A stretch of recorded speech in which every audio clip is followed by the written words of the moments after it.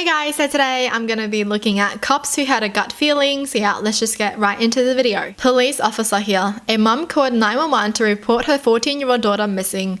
The daughter's friend took the mum to a house in the neighborhood where she found her daughter's backpack on the front steps, but there was no answer at the door. Some officers showed up before me, but I had a really bad feeling, so I showed up too. When I got to the scene, there were like 6 young girls. All of them said they were just visiting a friend and it was no big deal. It didn't feel right to me. I made sure the girls involved were separated and taken back to the office to be interviewed. We interviewed the girls and learned they had been lured by a 50-something-year-old man on the internet. What? Oh my gosh. Why were they like saying it's no big deal though? Like they were just visiting a friend, like they were trying to protect him. Ugh. That guy should just rot in prison, I swear. I was off duty at the time, but I was driving and a homeless man flagged me down and I asked him if he was alright. He said he was okay and started asking for money, but I didn't like the way he was looking at my phone on the passenger seat. Caught it in. They found something like 5 phones on him that he'd stolen from people's cars doing the same thing. I'm a rookie, so I don't have anything too interesting yet. Oh, that's pretty interesting, okay. Jeez. A homeless man just be stealing people's phones by being like, hey, I need some help. And he just takes the phones. 5 phones? Man. Got a call from a woman saying her house was broken in. Said they busted the door and couldn't get in. Normally, I would just put a job on and let attending officers sort out the rest. But for some reason, I felt there was more. Told the woman to go around the back. She goes in through the back door and finds her ex-boyfriend, who she was living with, dead and blood everywhere. So I put a priority job on and police get there super quick. Months and months later, it makes news and every station has my voice recording from the call of me speaking to the woman. She and her new boyfriend had killed him. It seems my call recording was an important part of the trial. Was weird having my voice everywhere and everyone telling me I did a good job. Wow. So she was the one who actually killed her boyfriend? But she was just acting as if like, you know, oh my god, someone broke into my house. Oh my god, oh my god, oh my god. But no, that was just all part of the plan. Like they wanted to like have like an alibi kind of thing. Jeez. These are the scariest, you know. When they kill someone and then they act as if they're like a witness. Like, oh my god, something just happened here. I don't know what happened. I killed her. You know, like, yeah. Whoa, man, been watching too many crime videos. That always happens though, you know, whenever it's like, oh, the whole family went missing except the husband, and then the husband killed the whole family. It's mostly like that though, like whenever a family is murdered or something, it's always someone that they've known, like always a family member or something. So sad. Sad. Responded to a check welfare for a 60-year-old man who hadn't been heard from in a week. He had some mild mental health issues and numerous medical issues to include severe diabetes. His caseworker had been by the house for 2 days, but he wasn't answering the door. I show up and my backup officer was walking down from the front porch saying that no one is answering the door.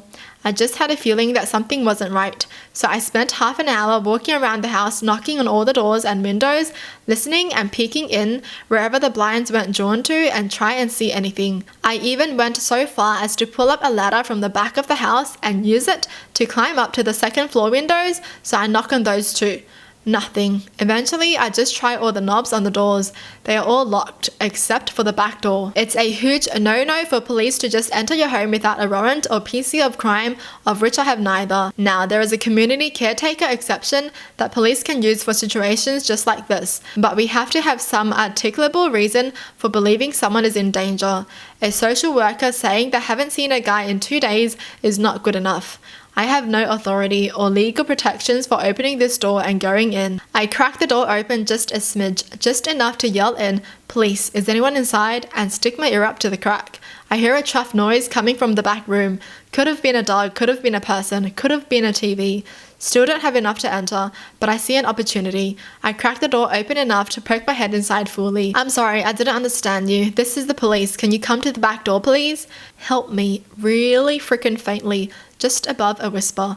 Go time. We find the guy collapsed in a side bedroom. He's in and out of a diabetic coma, barely able to maintain consciousness for a few seconds, unable to move. We called in rescue and my partner fed him pancake syrup for some reason while we waited. Oh, wow. Good thing they were there and good thing they didn't ever leave. Because, they might have, wanted to go back to get like a warrant or something, I don't know. Oh, that's so scary. Living alone when you're just old. Oh no, is that gonna be me? Oh, single, old and alone. Not a cop. Once called police when I was at a small park. There was a young couple fighting near their car, but it was mostly the girl looking down while being berated by the guy. I didn't like the imbalance, so I kept an eye while I played with my dog. He started saying things that I used to hear in the house I lived in before things got real bad. Where's my respect, huh? I'll show you respect. Maybe you need to know where it hurts. So I made the call to the police, explained nothing went down, but it was escalating. They sent a car out. I stayed far back but watched it go down. Cop arrived and checked in. Everything okay here? He talked to her and she waved him off, embarrassed. The dude was gross, all charming. Thanks so much, officer, of course. Officer asked if either of them wanted a ride and they declined. Cop gets in car and leaves. The couple gets in the car. I think he told her to, but unsure. I immediately have a bad feeling and start walking closer to the car. And yeah, there's the first punch. He just punches her with everything he has in the side of the head. I got my phone out to call again. And right then is when the cop pulls right back in. He didn't go anywhere. He knew what was up. And he got the guy. I don't know if that is protocol or intuition, but he knew and wasn't going anywhere. Dude was just behind the park gate. Oh my gosh, I freaking hate people who are like that though. You know how it's always like that, how they're charming and they want to get on like the police's good side. Hate those people. Good thing the cop didn't go anywhere though. I think he went back to his car because technically he couldn't charge him for anything if he really didn't do anything, like they were just arguing. So he was waiting for that to happen, even though she did have to get punched for them to charge him. Well, at least he is charged now. Man, I just hope she's okay now and she's not living with this guy anymore, or she's not with this guy anymore. Ex-cop here. A few years ago, I get a call to the only 24/7 restaurant in our jurisdiction. It's easy to know your way, and being the only spot, you get to know the locals and regulars.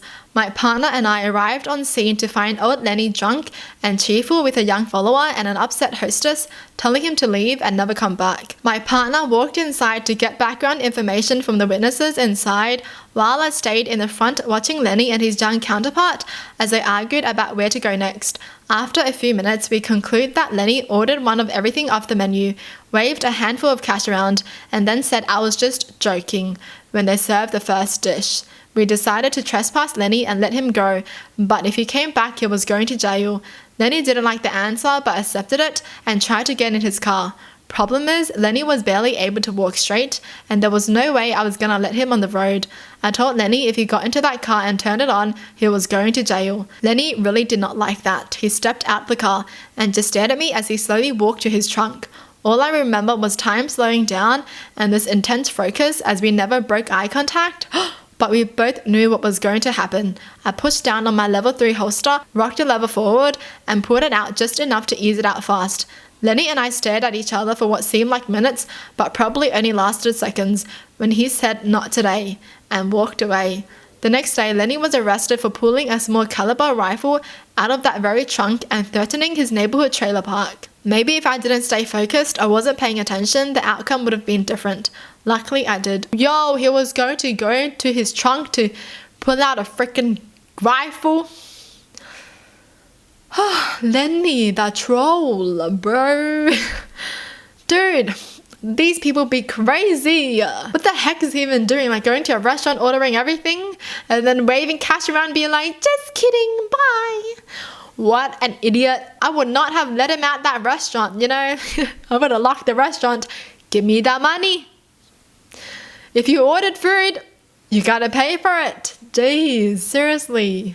Well, that's it for the video. Hope you guys enjoyed. Tell me in the comments down below what your thoughts are. And as always, thanks for watching. Hope you guys liked it. And I'll see you guys next time. Bye.